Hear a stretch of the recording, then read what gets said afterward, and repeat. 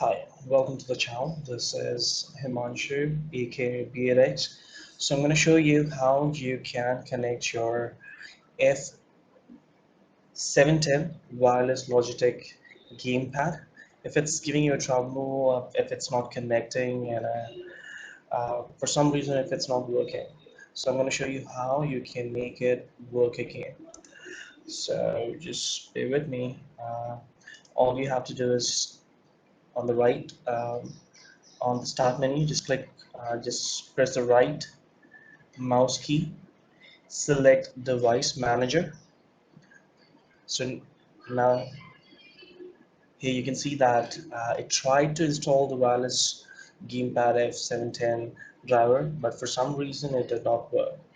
So how you can get it work is by clicking on update drivers, then select browse my computer for driver softwares, and now you see an option down at the bottom where it says let me pick from a list. So just click on that, scroll to the very bottom, you would find Xbox 360 peripherals, select that, and now as this is a wireless receiver, let's select Xbox 360 wireless receiver for Windows. Now hit on next. It would give you a warning saying that it might not be compatible with your hardware, but do not worry. This is the only option that we were actually able to find that would let us install the driver so that our F710 can work properly on a computer. So I'm going to hit on yes. Now it shows that it has been installed. I'm going to see if it's working. It shows Xbox 360 wireless receiver for Windows.